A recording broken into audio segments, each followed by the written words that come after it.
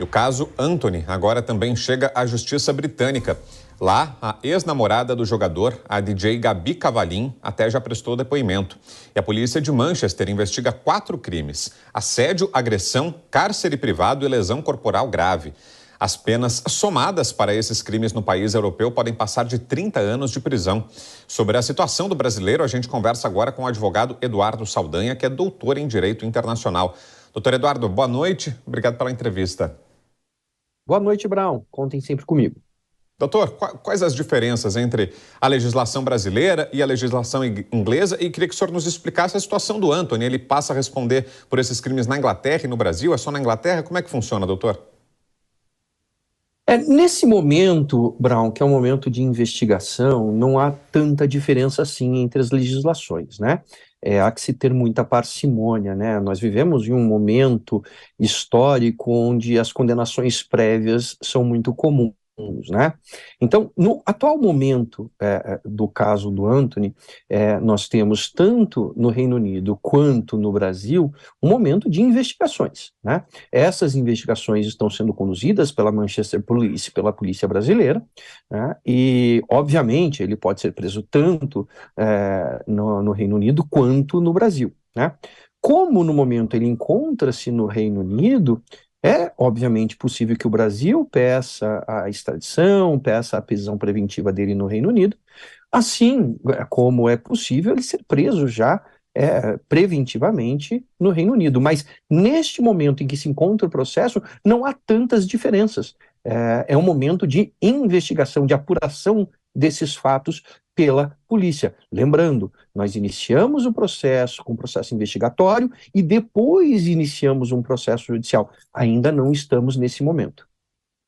E, doutor, qual o alcance disso para o profissional, Anthony, para o jogador de futebol? Isso pode, por exemplo, levar a rescisão de contratos com o clube por onde ele joga, porque há um efeito midiático, claro, né? A repercussão das denúncias já levaram, por exemplo, à desconvocação dele da seleção brasileira, mas estamos no campo das denúncias, né? O senhor fez essa ressalva, que é perfeita, né? A gente está falando aqui de uma denúncia, uma apuração que está começando a ser feita, e quando a gente fala de assédio, é um assunto muito sério para que a gente trate de forma leviana, né? São acusações e, por enquanto, investigações que estão caminhando, mas isso avançando pode levar, por exemplo, a um rompimento contratual, pode ter alcance também profissional, doutor Eduardo? Obviamente, né? São acusações muito graves, né? E normalmente os contratos, tanto os contratos de patrocínio quanto os contratos frente ao clube, eles possuem regras de conduta, né? Nenhuma imagem vai veicular a sua imagem, vincular a sua imagem, sem que sejam estabelecidas restrições à conduta daquele que é patrocinado, assim como o clube.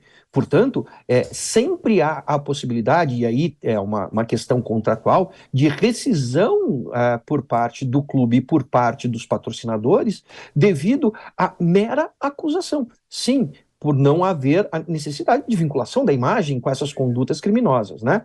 Mas é sempre importante ressaltar, são acusações gravíssimas, acusações que estão sendo apuradas. Caso estas acusações não sejam confirmadas, obviamente o próprio Anthony também poderá exercer os seus direitos, considerando as rescisões desses contratos. E avançando esse caso, doutor, e se chegando a uma eventual condenação ou até mesmo a uma ordem de prisão antes da sentença contra o Anthony, como fica a situação dele? E existe paralelo com o caso Robinho, doutor Eduardo, que vem à cabeça assim que a gente fala sobre isso, né? Afinal de contas, é um brasileiro em território europeu também, um jogador de futebol, também um astro do nosso futebol.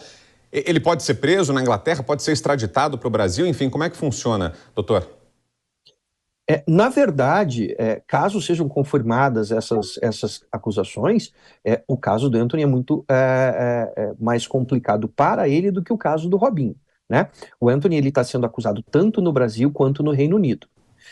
Vamos partir, portanto, do exemplo que a justiça brasileira peça a prisão preventiva do Anthony.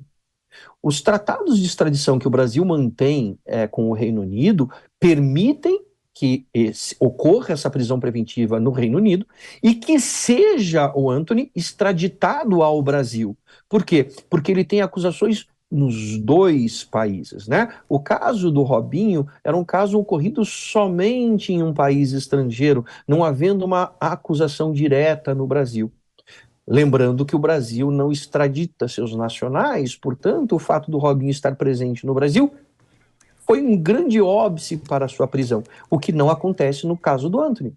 O Antony, ele está sendo acusado tanto no Brasil quanto no Reino Unido. E o Brasil mantém tratados de extradição com o Reino Unido. Então ele pode sim ser preso por pedido tanto da justiça brasileira quanto da justiça do Reino Unido. Muito bem, aí a análise do doutor Eduardo Saldanha. Obrigado, doutor, pela presença aqui conosco. Uma boa noite. Eu que agradeço, Brown. Um grande abraço.